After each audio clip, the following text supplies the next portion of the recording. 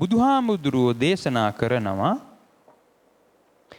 යන් සමාදානං තං වතං සංවරට්ඨේන සීලං. සීලය කියන්නේ සංවර අර්ථයයි.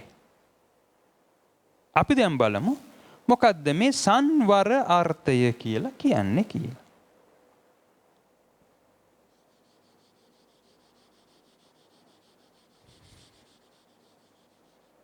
සංවර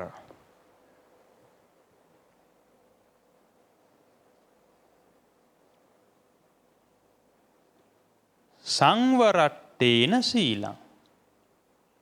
සංවරාර්ථය.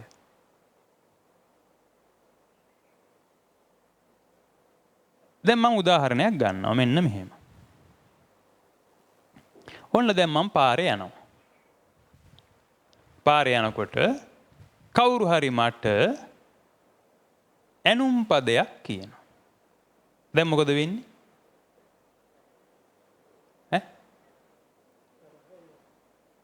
දැන් මම තරහා ගන්නවා.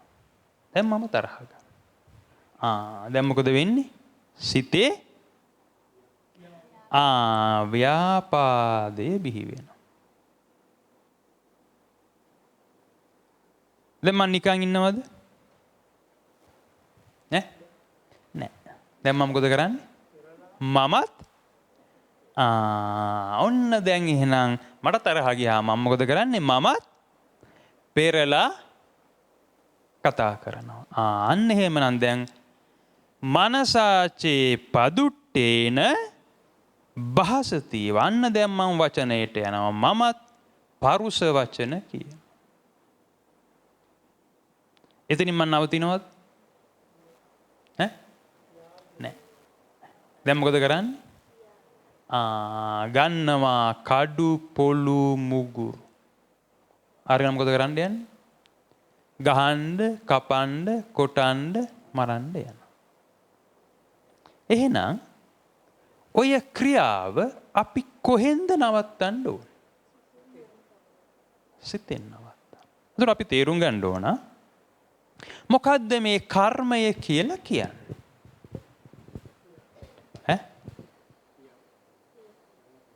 මොකද්ද කර්මය කියලා කියන්නේ? මොකද්ද බුදුහාමුදුරුවෝ කර්මයට දීලා තියෙන අර්ථකථනය? මොකද්ද බුදුහාමුදුරුවෝ කර්මයට දීලා තියෙන අර්ථකථනය? මොකද්ද කර්මය කියලා කියන්නේ?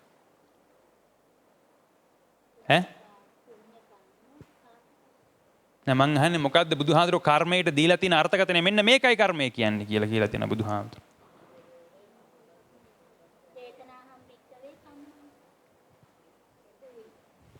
ඒකයි තේරුම් ගන්න. චේතනාහම් භික්කවේ කම්මං වදාමි. චේතයිත්වා කම්මං කරෝති කායේන වාචාය මනස. කියලා බුදුහාඳුරෝ විග්‍රහ කරනවා. කාය කම්ම, වචී කම්ම, මනෝ කම්ම. ඒකයි තේරුම් ගන්න. කාය කම්ම, වචී කම්ම, මනෝ කම්ම. දැන් මම කඩු පොළු මුගුරු ගන්නෙ නැතුව ඉඳී. අන්න දැන් එහෙනම් කයෙන් අකුසල් කිරීම නැවැත්තුවා. සමහර විට කටත් වහගෙන ඉඳී. හැබැයි මගේ සිතේ මොකද වෙන්නේ? තරහ යනවා. අන්න එහෙනම් මනෝකම්මය උපදිනවා. ඒක නිසා බුදුහාමුදුරන්ට කලින් බුදුහාමුදුරුව බුදු වෙන්න කලින් මිනිස්සු දීලා තිබුණා කර්මයට අර්ථකථනයක්. මොකක්ද එයා හිතන් හිටි කර්මය කියන්නේ? ක්‍රියාව කියලා හිතාගෙන හිටියේ කර්මය. මේ සමාජෙත් එහෙම තමයි. මිනිස්සු හිතාගෙන ඉන්නේ කර්මය කියන්නේ මොකද්ද? ක්‍රියාව කියලා. නමුත් බුදුහාමුදුරුවෝ හැම විග්‍රහ කරනවා චේතනා අහම් භික්ඛවේ කම්මං වදාමි. ඒකයි තේරුම් ගන්න. මේ සිතිනුත් කර්මය බිහි වෙනවා. සිතිනුත් කර්මය බිහි වෙනවා. දැන් අපි බැලුවොත් හැම ආගමකම නොඑක් ජාතියේ සිල් තියෙනවා. සිල්පද තියෙනවා.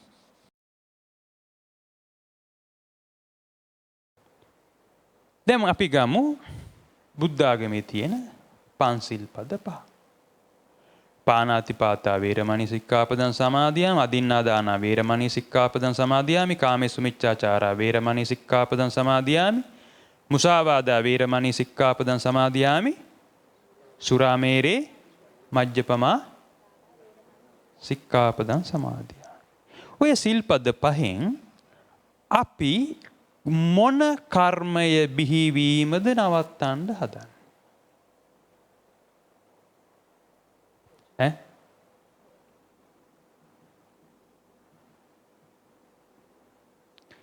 පාණාතිපාතා කියන්නේ කයෙන්. අදින්නා දාන කියන්නේ කයෙන්. කාමේසු මිච්ඡාචාරා කියන්නේ කයෙන්. මුසාවාදා කියන්නේ වචනේ. සුරාමේරේ කියන්නේ කයෙන්. කෝ සිත ගැන කතාවක්.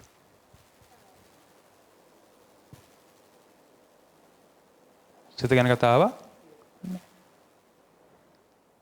පහ අටක් කරලා බලමු බලන්න.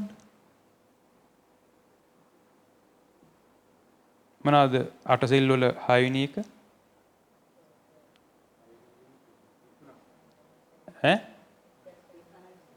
විකාල භෝජන.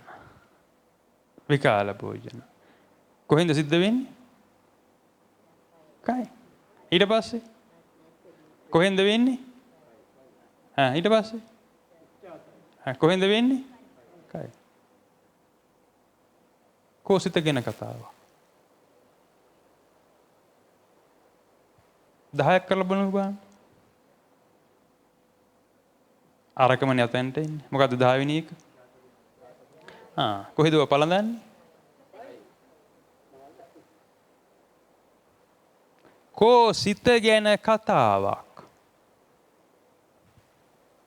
ඒකයි තේරුම් ගන්න. නමුත් බුදුහාමුදුරුවෝ කියන්නේ මොකද්ද? මනෝ පුබ්බංගමා ධම්මා මනෝසෙට්ටා මනෝමයා මනසාචේ ප්‍රසන්නේන භාසතිවා කරෝති. ඒ වගේම බුද්ධ දේශනාවේ කතා කරන්නේ බුදුහාමුදුරුවෝ තීනි සුචරිතයක් ගැන. තීනි සුචරිතයක්. තුන්දොරෙන්ම කර්මය බිහිවීම නවත්තන්න. ඒකයි තේරුම් ගන්න. තුන්දොරෙන්ම කර්මය බිහිවීම නවත්තන්න. එක නිසා බුදුහාමුදුරුවෝ බුදු වෙන්න කලිනුත් මිනිස්සු නොඑක් සිල් රැක්කා. නොඑක් ආගම් තිබුණා. අපි දන්නවා මහාමායා දේවියත් බෝසත් කුමරා පිළිසිඳ ගන්නකොටත් අටසිල් සමාදානම් වෙලා හිටියේ කියලා. එහෙනම් ඒක බුදුහාමුදුරුවෝ දේශනා කරපු එකක්ද? ඒකයි තේරුම් ගන්න. අදත් නොඑක් ආගම්වල එක එක සිල් තියෙනවා. ඒකයි තේරුම් ගන්න.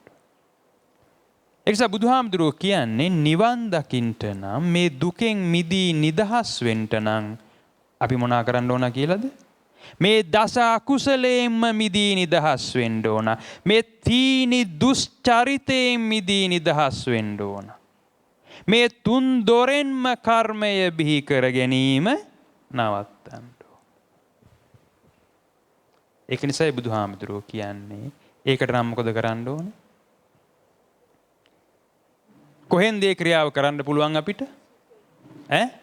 සිතෙන්. මෙන්න මේ සිතේ උපදින රාගය, ద్వේෂය, මෝහය මොනා කරන්න කියලාද බුදුහාමුදුරුවෝ කියන්නේ? නිරෝධ කරන්න. සමුදය නිරෝධ කරන්න. මේ රාගය විතරාගී කරන්න, ద్వේෂය විත ద్వේෂී කරන්න, මෝහය විත මෝහී කරන්න. ඒකයි තේරුම් ගන්න. ඒක නිසා බුදුහාමුදුරුවෝ කියන සංවර සීලය. වර කියන්නේ වාරණය කරන්න ඕන.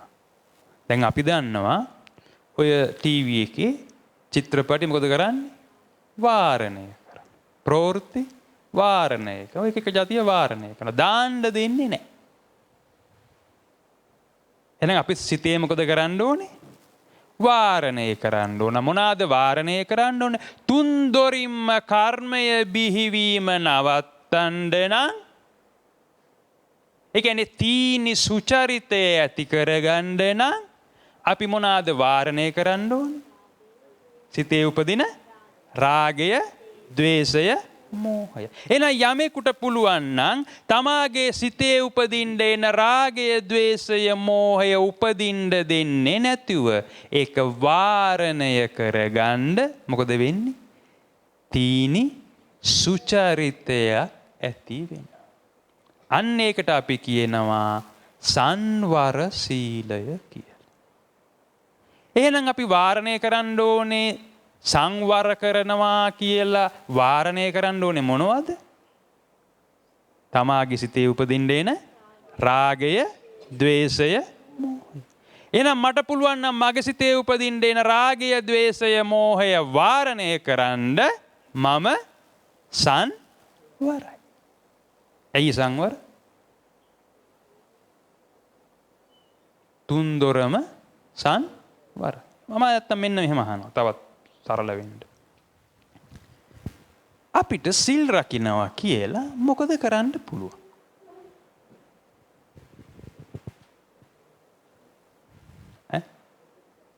සිල් රකින්නවා කියලා අපිට මොකද කරන්න පුළුවන්? එහෙම නැත්තම් මම මෙහෙම අහනවා. අපි සිල් රකින්නවා කියලා බුදුහාමුදුරුවෝ අපිට මොනවාද කරන්න කියලා කියන්නේ?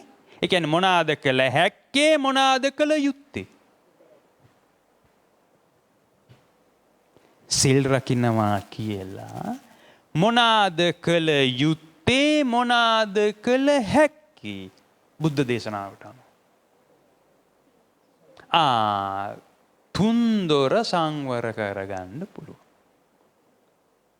තුන්දොර සංවර කරන්න පුළුවන්. එහෙනම් මං අහනවා, මේ තුන්දොර සංවර කරනවා කියලා තුන්දොරෙන්ම කර්මය බිහි නොවෙන්න නම් අපි මොන දොරද සංවර කරන්න ඕනේ? සිත සංවර කරන්න.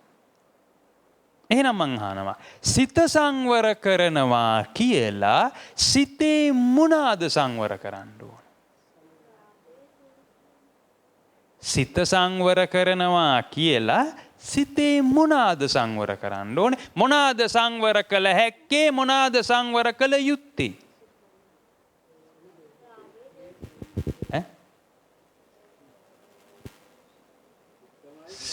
සිත සංවර කරනවා කියලා සිතේ මොනවාද සංවර කළ හැක්කේ, මොනවාද සංවර කළ යුත්තේ? බුද්ධ දේශනාවට අනුව තුන්දොරෙන්ම කර්මය බිහි නොවෙන්න නම් සිතේ මොනවාද සංවර කරන්න ඕනේ අපි?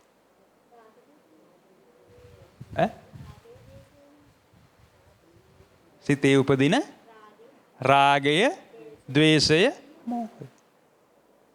හැබැයි කවුරු හරි කිව්වොත් සිතේ උපදින සිතිවිලි කියලා, ඒක වැරදි. ඇයි සිතේ උපදින රාගය, ද්වේෂය, මෝහය විතරද? තව සිතිවිලි උපදින. එහෙනම් අපි වාරණය කරන්න ඕනේ මොනවද? රාගය, ද්වේෂය, මෝහය කියන සිතිවිලි. එහෙනම් දැන් අපි සංවර කරනවා කියලා වාරණය කරන්න ඕනේ මොනවද? රාගය, ද්වේෂය, මෝහය. එහෙනම් යමෙකුට පුළුවන් නම් තමාගේ සිතේ උපදින්න එන රාගය, ද්වේෂය, මෝහය වාරණය කරන්න. අන්න ඒකට කියනවා සංවර සීලය කියලා. එහෙනම් මම දැන් අහනවා, මම හිතනවා දැන් මේ අයට සංවර සීලය පිළිබඳ හොඳ අවබෝධයක් තියෙනවා. මම දැන් එහෙනම් අහනවා, හාමුදුරුවෝ වක්කඩින් පැන්නොත්ද සංවර, වක්කඩින් බැහැලා ගියොත්ද සංවර?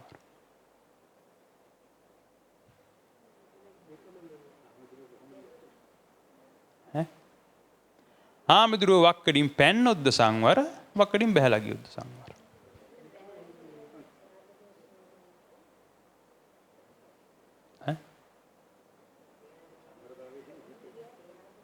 වක්කඩින් පැන්නොත්ද හාමුදුරුවෝ සංවර, වක්කඩින් බැහැලා ගියොත්ද සංවර?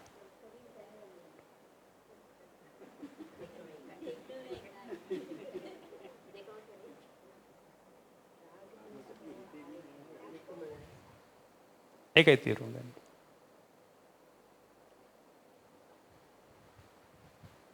වක්කඩින් බැහැලා ගියත් පැනලා ගියත් ඒකේ අදාළත්වය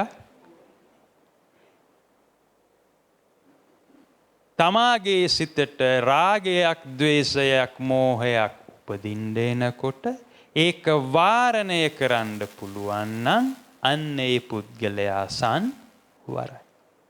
යමෙකුට තමාගේ සිතේ උපදින්න එන රාගය, ද්වේෂය, මෝහය වාරණය කරගන්න බැරි නම් අන්න ඒ පුද්ගලයා අසංවරයි. ඒකයි තේරුම් ගන්න. හැබැයි කවුරු හරි ඇහුවනම් මෙන්න මෙහෙම ප්‍රශ්නය. හාමුදුරුවෝ වක්කඩින් පැනලා යන එකද අශෝභන? වක්කඩින් බැහැලා යන එකද අශෝභන? පැනලා යන එක අශෝභන. කාටද ඒ අශෝභනේ? බලන්න. ඒක එයාගේ ප්‍රශ්නයක්. ඒකයි තේරුම් ගන්න. එහෙනම් අපි තේරුම් ගන්න ඕන අපි සංවර කරනවා කියලා මොනවාද වාරණය කරන්න ඕනේ? රාගය, ද්වේෂය, මෝහය. එහෙනම් යමෙක් සංවරයි කියන්නේ තමාගේ සිතේ උපදින්න එන රාගය, ද්වේෂය, මෝහය වාරණය කරන්න පුළුවන්. අපිට එහෙනම් මෙතනදී බොහොම පැහැදිලිව පේනවා මේ සන් කියලා කියන්නේ මොනකටද? රාගය, ද්වේෂය, මෝහයට. තවත් මේ පිළිබඳ අධ්‍යයනය කරන්න අවශ්‍ය නම්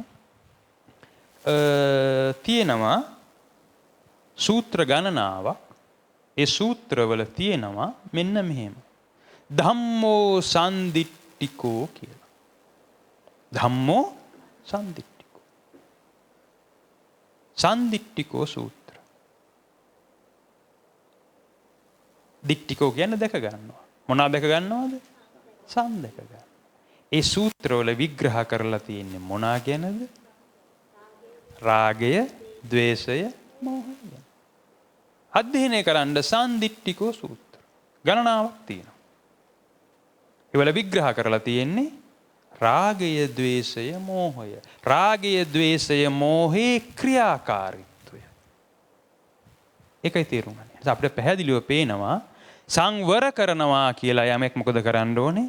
තමාගේ සිතේ උපදින්න එන රාගය, ද්වේෂය, මෝහය වාරණය කරන්න ඕනේ. එහෙමත් නැත්නම් රාගය, ද්වේෂය, මෝහය විතරාගී, විත ද්වේෂී, විත මෝහී කරන්න ඕනේ. අපි ඒක තමයි කියන්නේ සමුදය නිරෝධ කරනවා කියලා.